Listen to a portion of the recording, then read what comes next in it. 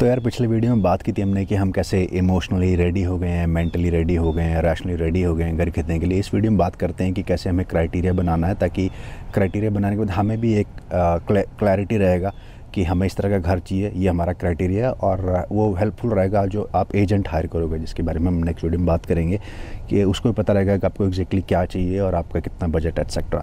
तो सबसे पहले ये जो मैंने यहाँ पे डॉक का लिंक कर दूंगा नीचे डिस्क्रिप्शन में, आप उस डॉक पे क्लिक करके you can make a copy of it and then you can change it as we go further to let it meet your needs. तो सबसे पहले मैंने एक छोटा सा यहाँ पे देखो डाला हुआ है कि हम लोग घर खरीद रहे हैं, वीर फैमिली ऑफ 4। मैं और मेरी वाइफ के वहाँ पे नाम डाला, डिटेल डाला। उसके बाद अपने बेटे और बेटी की एज और यस डाला कि कौन से ग्रेड में एटसेट्रा। उससे सम सॉर्ट ऑफ मेरे को लगता है कि एजेंट को हेल्प मिलता होगा। एक फ़ोटो भी लगाया थोड़ा पर्सनल टच के लिए, it's up to you want to put it or not.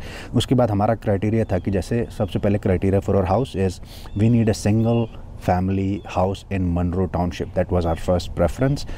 Then Millstone, East Windsor, etc. So you can also put the preferences there, and then be very clear on how many bedrooms that you need. So हमारा preference था कि हमें 4 bedroom चाहिए, 3 bathroom चाहिए।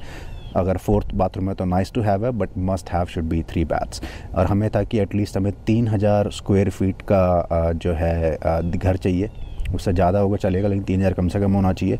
उसके बाद तक जो हमारा बैक यार्ड है, हमें लार्ज चाहिए था लॉट साइज़। तो हमने बोला था कि हमारा कम से कम 0.5 एकड़ का लॉट होना चाहिए। हालांकि मेरे को पर्सनली था कि हमारा कम से कम 0.7 के आसपास होना चाहिए, बट मैंने कहा ऐसा ना हो कि कहीं 0.5 में कुछ अच्छा घर है और निकल जाए, इसलिए मैंने एक नीचे करके 1-2 मैंने 0.5 एकड़ उसमें लिखा हुआ था।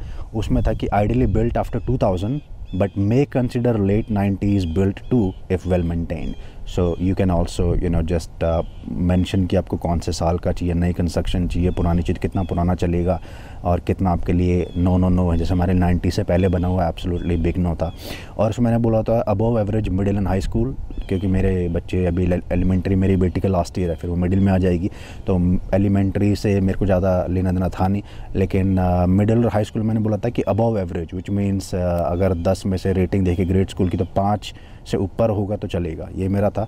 उसके बाद आता है फाइनेंशियल डिटेल्स का क्राइटेरिया, जो मैंने डाला हुआ था कि मेरे को फॉर एग्ज़ाम्पल लगभग 8 लाख से मिलियन के बीच मेरा क्राइटेरिया है। अगर जो मिलियन का घर होना चाहिए तो उसमें सब कुछ होना चाहिए। ऐसा नहीं कि मिलियन का लेने के बाद मेरे को उसमें $1-2 लाख और खर्च करने पड़ रहे हैं, या अगर ऐसा उसमें खर्चा लग रहा है $1,00,000 का तो वो मिलियन से कम का में भी 8.5-9 का हो तो ठीक है। दूसरा मैंने लिखा था कि मैं 20% डाउन पेमेंट करूँगा और I may consider doing it more if really required.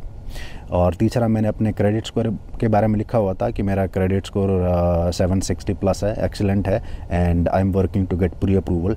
और उसके बाद मैंने लिखा हुआ था फ्लेक्सिबल फॉर मूव इन, कि हमारा अपार्टमेंट के लिए भी काफ़ी टाइम तक बचा हुआ है, तो अगर सेलर को चाहिएगा कि मेरा स्कूल सेशन पूरा हो जाए या मेरे को 3 महीने और चाहिए, we are fine with that. वो भी एक पॉजिटिव पॉइंट बन जाता जब अपना ऑफ़र डालते हो तो यार ये हमारा छोटा सा क्राइटेरिया था। आपके इसमें हो सकता है और भी क्राइटेरिया होंगे कि लेट्स से मेरे ऑफिस से कितना दूर होना चाहिए, या वहाँ की लोकेलिटी या कम्युनिटी में कैसा क्या होना चाहिए। तो ये इसमें ये कि जितना आप स्पेसिफिक रहोगे क्राइटेरिया में, उसमें आपको भी क्लैरिटी रहेगा, और सबसे बड़ी बात है आपके एजेंट को भी क्लैरिटी रहेगा।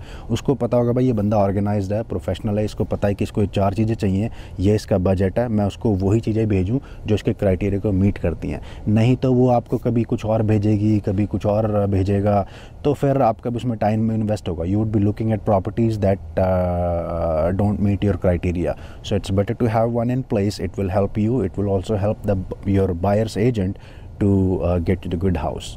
ठीक है, तो छोटा स्टेप है, लेकिन I would highly recommend you to not miss it. ठीक है, मिलते हैं नेक्स्ट वीडियो में, in which will talk about how to higher a buyer agent which can help you buy your dream house at a reasonable cost. चलिए, take care, bye bye.